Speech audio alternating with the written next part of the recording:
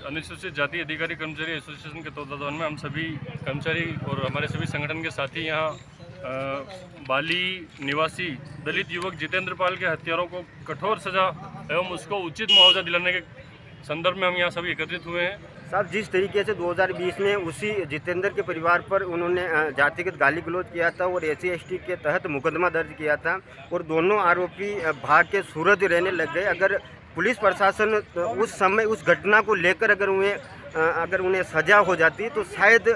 ये मर्डर जितना जघन्य अपराध नहीं होता। तो कहीं न कहीं इसमें शासन प्रशासन की लापरवाही भी है साहब। लेकिन इसकी हत्या इसलिए कर दी गई कि ये मुझे रखता था। ये बड़ी जटिल बात है। आज़ादी के अभी 75 साल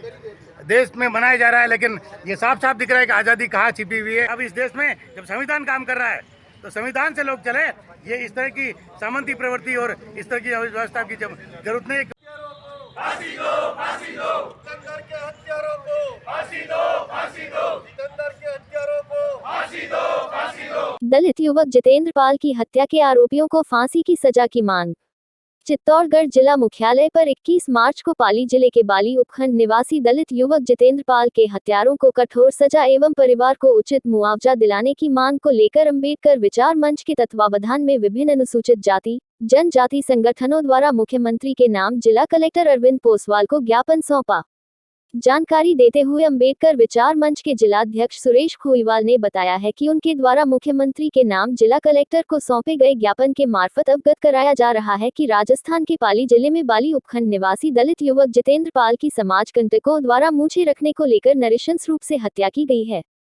समाजकंटकों द्वारा किए गए इस प्रकार के कृत्य का अंबेडकर विचार मंच, अनुसूचित जाति जनजाति कर्मचारी एसोसिएशन अजाक, अनुसूचित जाति जनजाति संयुक्त महासंघ, अनुसूचित जाति जनजाति अन्य पिछड़ा वर्ग संगठन ने घोर निंदा करते हुए जितेंद्र पाल के हत्यारों को कठोर से कठोर सजा दिलाने के लिए केस को ऑफिसर स्कीम में लेकर फांसी की सजा दिलाने तथा मृतक जितेंद्र पाल के परिवार को 50 लाख रुपए मुआवजा दिए जाने की मांग के साथ ही मृतक के परिवारजनों में से एक को सरकारी नौकरी दिलाने की मांग की है। इस अवसर पर अंबेडकर विचार मंच के संस्थापक संयोजक छगन लाल चावला, दिनेश सालवी, कमल मीना, कालूराम खटीक, हंसराज सालवी, प्रकाश मेघवाल, शंकर लाल मेघवाल, गणेश लाल खटीक, किशन लाल सालवी सुरजना, भूपेंद्र वर्मा, मदन सालवी ओजस्वी, मथुरा लाल, गोवर्धन लाल सालवी रोलाहेड़ा, नवरतन जीनगर, शिव कांदली, सुभाष घारू, गोपेश कोदली, अनिल बारेसा, राहुल लोट, धनराज मेघवाल, कमलेश आमेरिया, राजेश मोची, उदिलाल रेगर, श्याम बैरवा, कालूलाल नायक, लक्ष्मी नारायण बैरवा, श्यामलाल बैरवा, ओम बारेट, गंगाराम मेघवाल, बाबूलाल जटिया, रविंद्र बैरवा, शंकर मेघवाल बिलली, राधेश्याम जटिया, पिंटू बैरवा, दिलीप बैरवा, माधव बैरवा कपासन, राधाकिशन बैरवा, प्रकाश बैरवा, नारायण मेघवाल चरपोटिया, लक्ष्मी नारायण सालवी आसींद, मुकेश जटिया, धर्मेश मेघवाल, मदनलाल सालवी, प्रकाश मेघवाल सहित संगठन के कई पदाधिकारी व कार्यकर्ता उपस्थित रहे। जिस सोशल मीडिया के माध्यम से हमें पता चलता है कि 15 मार्च को पाली के बाली तहसील में जितेंद्र मेघवाल की बाइक पे पीछे बैठे जो चाकू से जो हमला किया है और उस हमले में वो एक्सपायर हो जाता है। तत्पश्चात उसके जो मरने से पूर्व जो बयान थे कि इन सूरज सिंह नाम का और एक और उसके साथ जो साथी था उन्होंने मेरे साथ हमला किया है और ये बयान देके वो एक्सपायर हो जाता है। उसके बाद 3 दिन बाद यानी 18 तारीख को उन्हें गिरफ्तार कर लिया जाता है। आज हम इस जो ज्ञापन दिया है हमने मांग की है कि यह मुकदमा फाइट के कोर्ट में चले और उन दोषियों को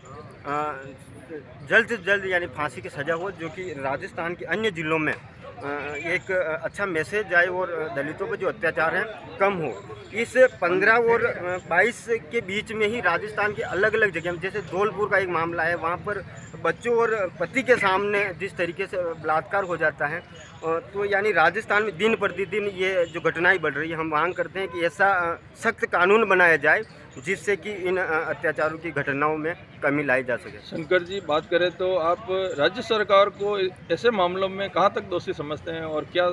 सुधार और बदलाव की जरूरत है आपकी? साहब, जिस तरीके से 2020 में उसी जितेंद्र के परिवार पर उन्होंने जातिगत गाली गलौज किया था और SC/ST के तहत मुकदमा दर्ज किया था और दोनों आरोपी भाग के सूरज रहने लग गए, अगर पुलिस प्रशासन उस समय उस घटना को लेकर अगर उन्हें सजा हो जाती तो शायद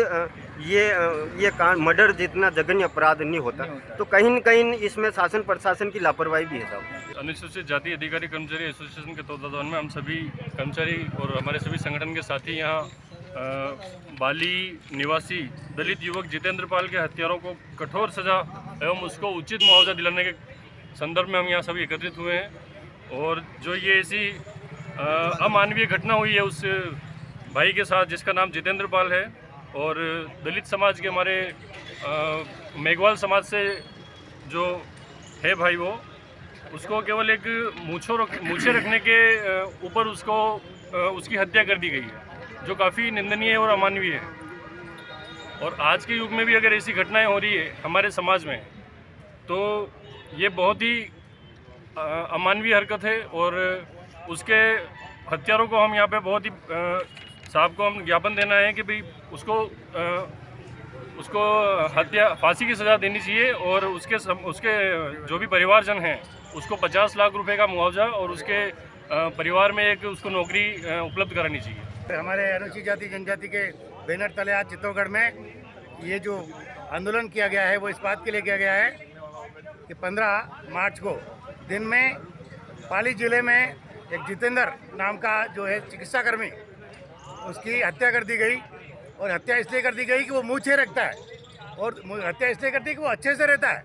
हत्या इसलिए कर दी कि वो पढ़ा लिखा है, हत्या इसलिए कर दी कि वो जागरूक है, जो समाज को जागरूक करता है, इसलिए उसकी हत्या कर दी। अब बताना चाहते हैं कि ये हत्याएं नहीं मालूम रोज ही कितनी होती है, लेकिन फ्रंट पे बहुत कम आती है। किसी किसी की घटनाक्रम सामने आता है। ये व्यक्ति बहुत ही जागरूक और समाज सेवी था, समाज को शिक्षा और जागृति प्रगति के लिए बहुत कार्य कर रहा था, लेकिन इसकी हत्या इसलिए कर दी गई कि ये मूछे रखता था। ये बड़ी जटिल बात है। आज़ादी के अभी 75 साल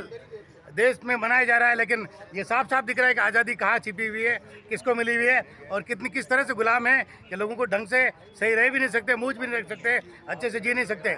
एक बात विशेष बताना चाहता हूँ आज इस घटना के दौरान कि बाबा साहब अम्बेडकर ने हिंदुस्तान की आज़ादी के समय ये एक प्रस्ताव रखा था कि दलित लोग, आदिवासी, पिछड़े वाला संख्यों के लिए एक पृथक निर्वाचन व्यवस्था हो, ताकि ये जो छुआछूत और नफरत की जो मानसिकता है वो पूरी तरह से समाप्त हो जाए, और उनका पृथक निर्वाचन की वजह से उनका राज्य अलग होगा और सारी वोटिंग व्यवस्था अलग होगी, तो ताकि ये पूरे अलग हो जाएं, ताकि इन लोगों को ये छुआछूत की सारी मानसिकता खत्म हो जाए। लेकिन उस वक्त हिंदुस्तान में इस बात को माना नहीं गया। इस वजह से ये चीज़ आज भी प्रैक्टिकल में देखा जा रहा है कि ये मानसिकता न मालूम कब तक रहेगी। कितने जितेंद्र जो जिसकी मर्डर कर दिया गया, कितने जितेंद्र और मरेंगे, कितने ही मर चुके हैं जिनकी संख्या नहीं है। लेकिन ये बहुत दुखद है आज के जब हमने पढ़ लिख करके आगे अच्छा का साथ जीवन बिताने के लिए जीवन बिताना चाहिए हर इंसान को, चाहे कोई भी समाज के लोग हैं, पढ़ लिख करके अच्छे कल्चर के साथ आगे बढ़ने की जहाँ जरूरत है, वहाँ पे इस तरह की घटनाएं इस देश के लिए बहुत शर्मसार है। सारी दुनिया के अंदर ये मैसेज आता है कि हिंदुस्तान में ये क्या हो रहा है। तो इस तरह से बताना चाहते हैं कि आज इसी वजह से हमारा जो ऐतिहासिक नगर है चित्तौड़गढ़, यहाँ पे दलित वर्ग के, बहुजन समाज के अधिकतर लोग इकट्ठा हुए हैं और अभी ज्ञापन देने के लिए गए हैं, और मांग की गई है कि जो अपराधी हैं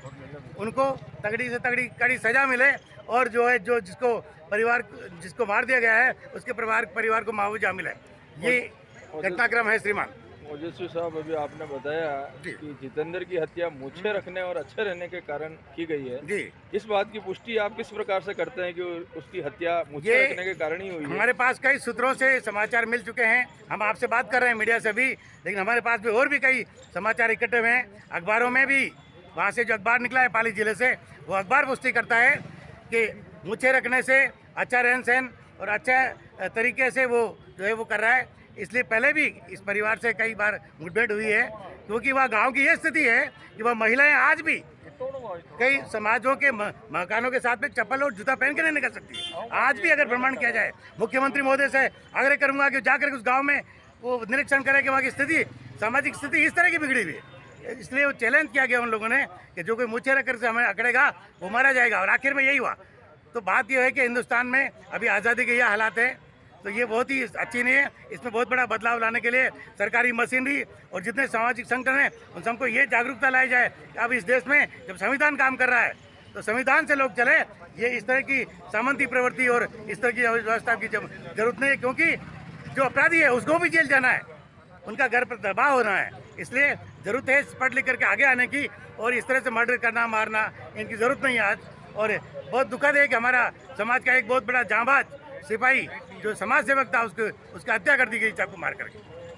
आज के हमारे सभ्य समाज को क्या संदेश देना चाहते हैं आप? आज के सभ्य समाज को ये संदेश देना चाहते हैं कि हमें सभी वर्ग के लोगों को पढ़ लिख करके बड़े सामाजिकता के